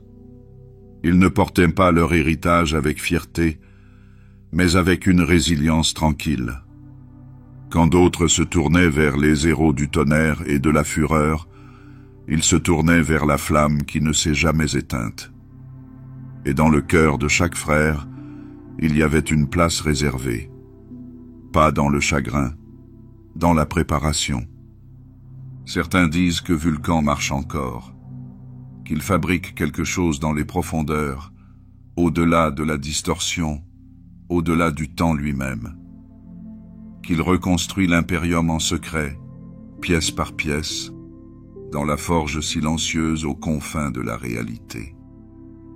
Que lorsque la véritable fin arrivera, il s'avancera, non pas pour diriger, mais pour se tenir à leur côté, le marteau à la main.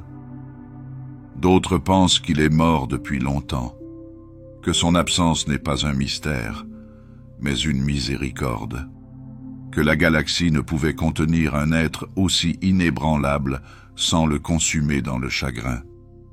Mais même ceux qui doutent ne se moquent pas.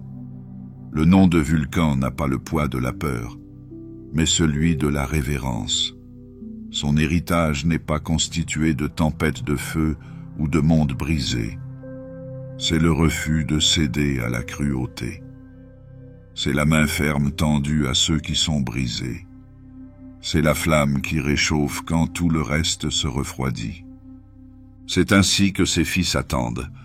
Chaque forteresse monastère possède une chambre gardée vide, préparée non pas pour la cérémonie, mais pour le retour. La forge est toujours allumée, les outils toujours propres, la guerre toujours inachevée. Dans chaque campagne, il y a un moment où la salamandre s'arrête avant la bataille et se demande non pas si Vulcan regarde, mais de quelle distance. Il est peut-être perdu, ou peut-être est-il exactement là où il devait être, car toutes les disparitions ne sont pas des fins, certaines sont des transitions. Certains sont des choix faits en silence pour façonner l'avenir à partir de l'ombre. Et si un jour, dans un champ lointain, une silhouette émerge des flammes, plus grande que n'importe quel mortel, les yeux comme de l'or en fusion, alors la galaxie se souviendra de ce qu'elle a oublié. Que certains feux ne s'éteignent pas, ils attendent. Certains disparaissent dans le feu, d'autres dans le chagrin. L'Orgar aurélien a disparu dans la croyance. Il n'a pas été tué. Il n'y a pas eu de bataille finale, pas de lame dans son cœur, pas de martyr pour les annales de la guerre. Il s'est simplement évanoui dans quelque chose de plus que la chair, et plus loin que le temps. Une dissolution qui ne se mesure pas en distance, mais en transformation.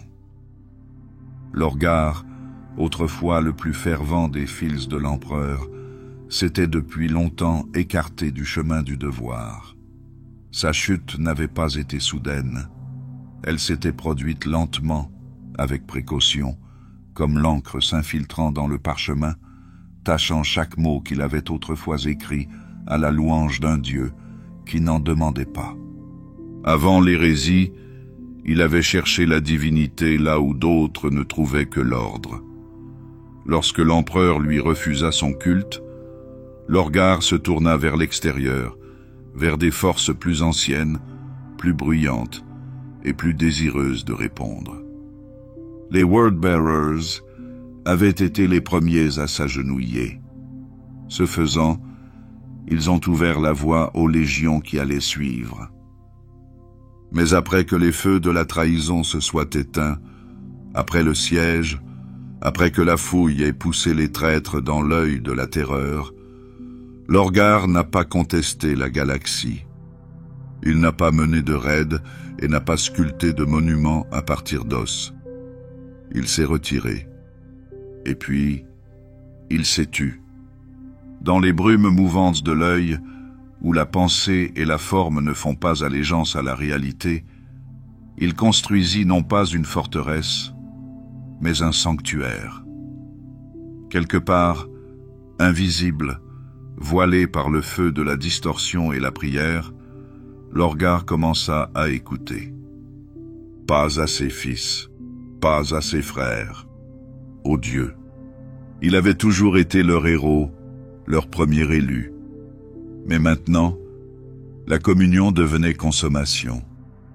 Il méditait dans une immobilité qui pouvait durer des années, des décennies, plus longtemps.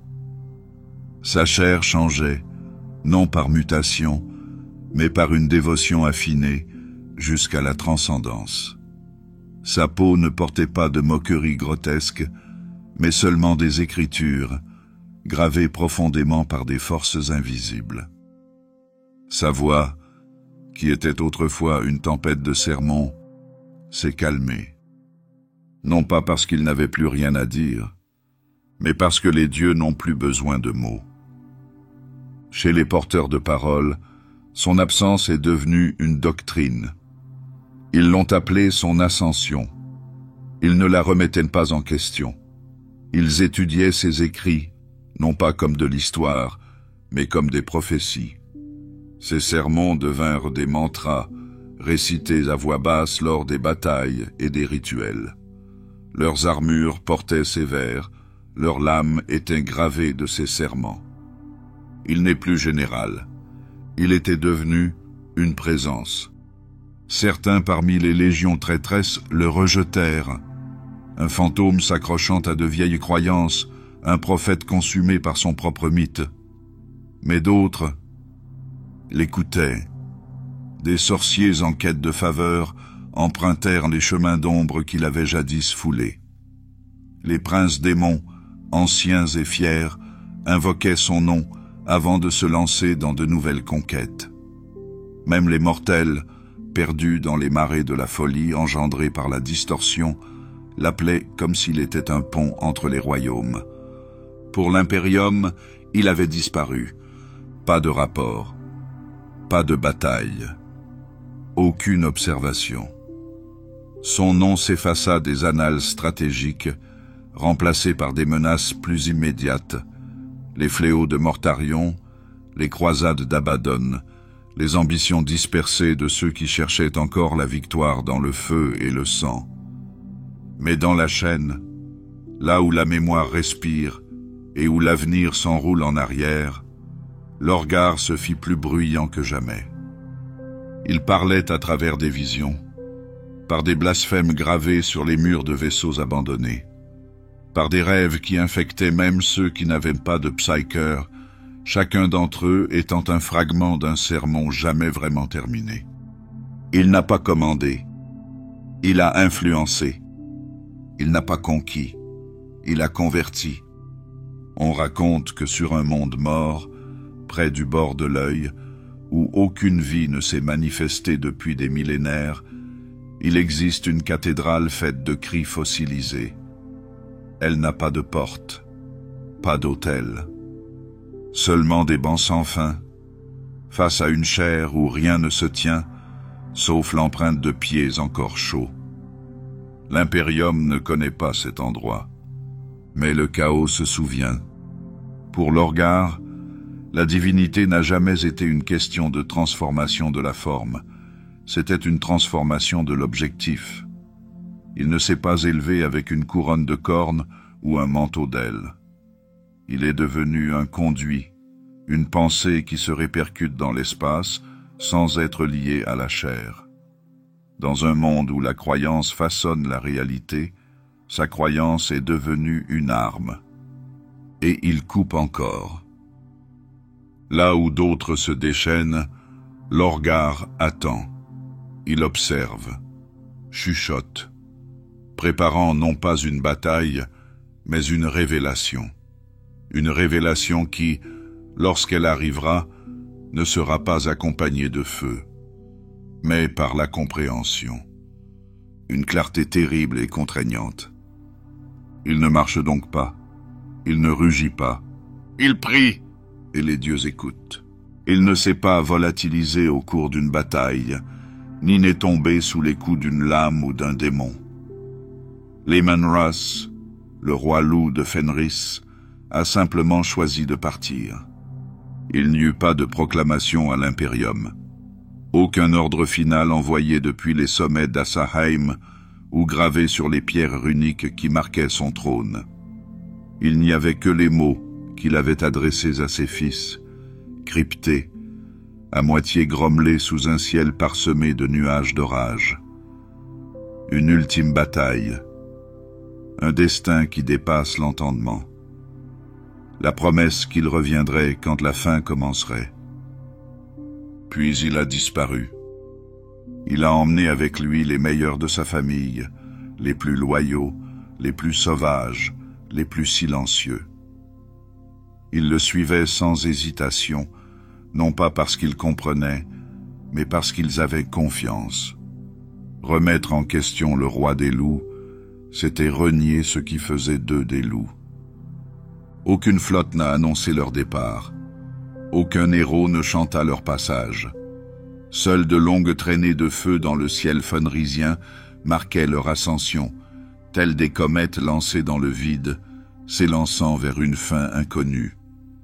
Le peuple de Fenris n'a pas pleuré. Ils ont hurlé.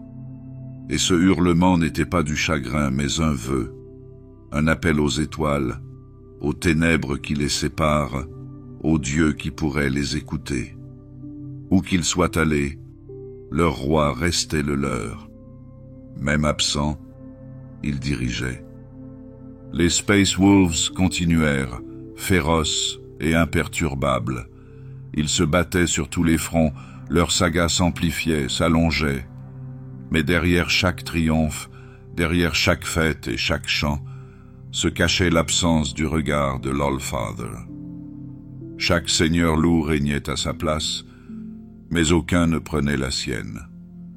Ce n'était pas à eux de le revendiquer. Ils ont laissé un espace dans chaque salle, un siège intact, un titre non prononcé. Seul son nom est resté. Certains disent que Ross a disparu dans l'œil, chassant sa famille de traîtres avec une vengeance trop vive pour la paix. D'autres croient qu'il erre aux confins du temps, chassant des vérités qui ne sont pas encore prêtes à être connues. D'autres encore chuchotent qu'il communie avec de vieux esprits sous les ossements des étoiles, préparant une guerre que personne d'autre ne peut voir. Certains affirment même qu'il n'était pas destiné à rester. Ce Leman Russ était une tempête appelée à guider l'Imperium dans ses heures les plus sombres, et une fois cette heure passée, il est retourné au vent qui l'avait vu naître. Mais personne n'en est certain. Et cette incertitude est devenue la légende. Sur de lointains champs de bataille, des guerriers ont parlé d'un géant vêtu de gris, dont les yeux brûlent comme de la glace et dont la voix porte le tonnerre. Il se bat aux côtés des mortels et disparaît avant que son nom ne soit prononcé. Aucun document ne confirme ces récits, mais les loups les recueillent comme des offrandes, conservant chaque observation chuchotée comme une dent sacrée sculptée par le destin. Ils ne demandent pas s'il reviendra, seulement quand. Mais le temps est cruel, et la mémoire peut se transformer en mythologie.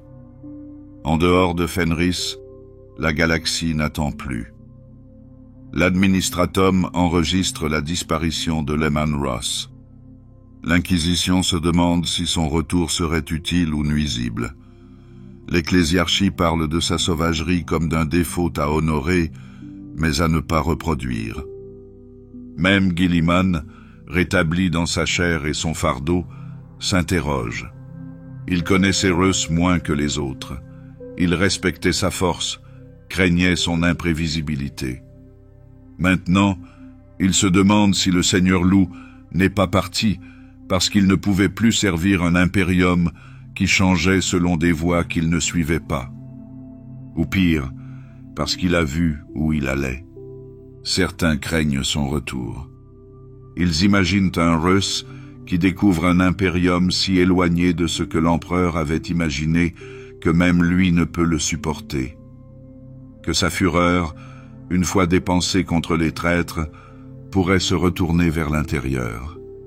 Que le roi loup, voyant ce qui a été construit en son absence, choisisse de le démolir. D'autres espèrent. Ils croient que son retour sera un signe. Lorsque le ciel s'assombrira et que Terra sera menacée, Leman Russ sortira du néant, ses loups sur les talons, riant face au destin, sa hache prête à répondre à la dernière question. Ainsi, le silence qui l'entoure s'approfondit, non pas vide, mais plein de possibilités. Ce n'est pas le silence de la mort, c'est le silence avant la tempête. Pour l'instant, les Space Wolves continuent comme ils l'ont toujours fait. Défiants, turbulents, incassables. Ils créent des sagas dans la flamme et la fureur. Mais la nuit, sous les cieux couverts d'aurore de Fenris, ils regardent vers le haut, pas vers les étoiles. Aux espaces intermédiaires. Là où leur roi attend. Ou chasse. Ou des rêves. Il n'a pas toujours été fait de silence. Corvus Corax se tenait autrefois parmi ses frères comme le gardien vigilant, une figure à la détermination pâle et à la colère juste. Le maître du corbeau, construit pour la précision, pour le jugement, pour le meurtre invisible qui préserve la paix. Mais Istvan lui a arraché quelque chose. Pas seulement des guerriers, pas seulement un but. Il a arraché les fondations qui les sous-tendaient. C'est là, sur les sables noirs, que ses fils ont été trahis. La trahison ne s'est pas traduite par une politique, mais par un massacre. 3 légions se sont tournées vers la garde du corbeau, et elles ont saigné, non pas dans un combat honorable, mais dans une embuscade, dans une ruine calculée. Les membres de sa famille, autrefois innombrables, étaient devenus peu nombreux, et parmi ceux qui vécurent, certains furent changés à jamais. Corax a survécu. Mais ce qui revint à délivrance n'était pas la même figure qui avait autrefois sculpté la justice dans l'ombre. Il a essayé de reconstruire. Dans les voûtes génétiques et les forges qui résonnent, il a puisé dans le passé pour restaurer sa légion. Mais la technologie à laquelle il fit appel, à moitié mémorisée, à moitié volée, faussa le résultat. Les guerriers qui en sortirent n'étaient pas des ratés, mais ils n'étaient pas non plus intacts. Grands, forts, obéissants, et pourtant mauvais. Une erreur subtile, un reflet flou dans un miroir, auquel on n'est pas censé se fier. Ils l'ont servi avec une loyauté farouche, mais leur existence était une blessure qu'il avait infligée. Finalement, il les libéra, les envoya dans les ténèbres du vide, pour qu'ils expient leurs fautes dans des batailles sans fin, un destin sans retour. Puis, Corax lui-même suivit. Il n'a pas fait d'adieux officiels, aucun successeur n'a été nommé, aucune bannière n'a été pliée. Il a simplement marché dans l'ombre entre les étoiles, ses serres silencieuses, sa voix encore plus silencieuse. Pas par désespoir, par détermination. Il est allé à la chasse. Les rapports filtrent, jamais officiels, jamais complets. Une patrouille de Wordbearer perdue, déchiquetée dans une chambre rituelle où aucune porte n'avait été percée. Une équipe d'assaut des Iron Warriors, retrouvée aveugle, les yeux scellés par quelque chose de plus fin qu'une lame. Sur des mondes hantés par les démons, des messages griffonnés dans des langues que seul Corax avait jamais parlé. Certains disaient qu'il n'utilisait plus d'armes, que sa seule présence pouvait défaire la pensée, qu'il était devenu quelque chose entre la chair et le vide, une figure à moitié engloutie par le royaume qu'il arpentait désormais. Il n'est jamais revenu à Délivrance. La garde du corbeau continua sans lui, tranquille, chirurgicale, loyale. Ils honoraient leur primarque en incarnant l'absence, en devenant un mythe en mouvement.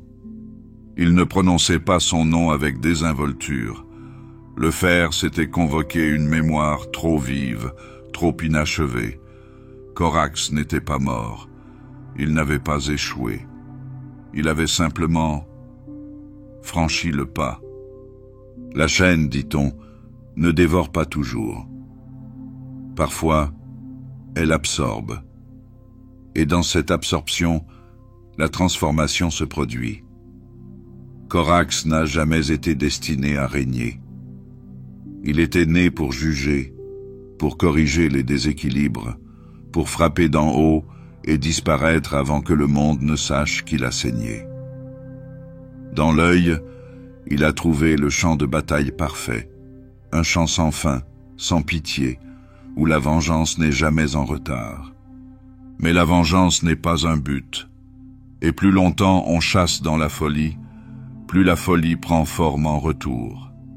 Certains craignent que Corax se soit perdu il y a longtemps, que ce qui marche aujourd'hui ne soit que l'écho de la rage d'un primarque, creusé par le temps et déformé par le chagrin. D'autres pensent qu'il s'est élevé, non pas comme un prince démon, mais comme une force à part entière, une ombre si profonde que même les dieux du chaos hésitent à le suivre. La vérité, nul ne peut le dire. Il n'envoie pas de messager. Il ne porte aucun sceau. Il ne fait aucune déclaration. Mais dans le Warp, il y a des endroits que même les légions traîtresses évitent. Des endroits où les ténèbres sont trop calmes, trop vigilantes. Là où le souffle se fige et où les voix s'affaiblissent. Dans ces endroits, les histoires sont racontées en chuchotant. Pas de démons, pas de bêtes, des ailes dans l'obscurité. Certains parmi les seigneurs de la nuit croient qu'ils les traquent toujours, non par vengeance, mais par principe.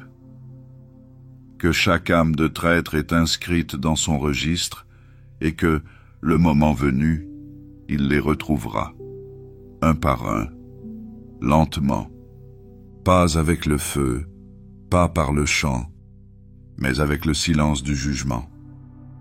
Corax n'a pas laissé de tombe, aucun monument, seulement la longue ombre d'une colère inachevée. Son héritage n'est pas gravé dans la pierre, mais dans la pause qui précède la trahison, le frisson qui précède le châtiment, le sentiment inébranlable que quelque chose vous voit quand personne ne le devrait. Peut-être reviendra-t-il un jour. Ne pas diriger. mais pour terminer ce qui a été commencé sur les sables noirs d'Istvan. En attendant, il s'agit d'une plaie qui marche. Un verdict qui ne demande qu'à être prononcé. Il était le mur, pas dans une métaphore ou un souvenir, mais dans toutes les fibres de son être. Rogal Dorn, prétorien de Terra, était le rempart sur lequel s'était appuyé le dernier souffle de l'Imperium lors de sa plus grande épreuve. Là où d'autres ont chargé, il s'est retranché. Là où d'autres brûlaient, il endurait. Il n'a pas brillé, il s'est tenu debout. Et puis, il était parti. La dernière observation confirmée du géniteur des Imperial Fists remonte aux profondeurs d'une campagne brutale, une guerre du vide dont on ne se souvient pas du nom, où le chaos a griffé les bords de l'espace impérial comme la rouille sur une lame. Il n'y a aucune trace de son départ, aucun salut final, aucune longue retraite. Il n'y a qu'un champ de bataille, consumé par le feu et l'électricité statique, et le silence qui a suivi trop rapidement. De l'épave, une seule chose est revenue. Sa main. Il serre son arme, coupée net au poignet, brûlée et scellée par le plasma. Pas jetée, livrée, placée sur la passerelle d'un croiseur d'assaut sans aucun témoin de son arrivée, comme si elle était apparue par sa seule volonté. Il ne portait aucune note, aucune trace, seulement la preuve indubitable d'un sacrifice et d'une présence. La main a été ramenée à Terra. Enchâssée dans l'or, voilée dans l'ombre, elle repose dans un endroit où seuls les plus hauts gradés du chapitre peuvent la contempler. Ce n'est pas une relique de la mort, mais de la finalité. Pourtant, qu'il s'agisse d'une fin ou d'un serment accompli, personne parmi les Imperial Fists ne peut le dire. Le chapitre n'a jamais annoncé sa mort. Il ne l'a jamais déclaré déchu. Aucun enterrement n'a été organisé. Aucun successeur n'a été nommé dans la douleur. Au lieu de cela, ils sont allés de l'avant, avec la sinistre certitude qui les avait toujours caractérisés. Et c'est dans ce silence que la légende a pris racine. Certains pensent que Dorn est tombé au combat comme il vivait, en défendant les autres, en donnant tout ce qu'il avait jusqu'à ce qu'il n'y ait plus rien à donner, qu'il est mort debout, en tenant la ligne jusqu'à ce que son corps ne puisse plus tenir. La main qui s'est retournée était un gage de son dernier coup, toujours serré autour de la poignée du devoir. D'autres n'en sont pas si sûrs.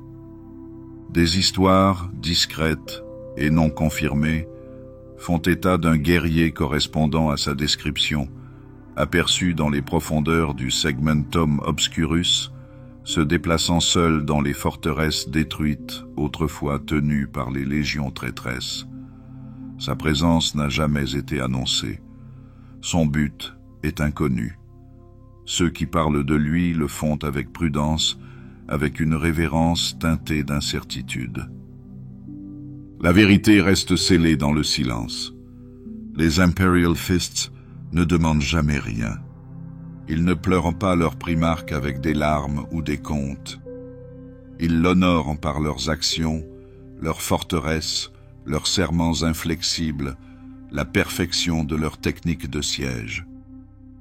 Dans chaque bastion qu'ils élèvent, dans chaque monde qu'ils défendent jusqu'à ce qu'il n'en reste plus rien, son esprit est là, inexprimé et omniprésent. Pas comme un fantôme, mais comme une fondation. Si Dorn vit, il vit dans la pierre, dans le défi, dans chaque mur qui tient bon. Pourtant, dans les salles les plus calmes du phalanx, son vaisseau amiral, un couloir mène à une porte scellée. Elle n'est pas étiquetée, on n'en parle pas.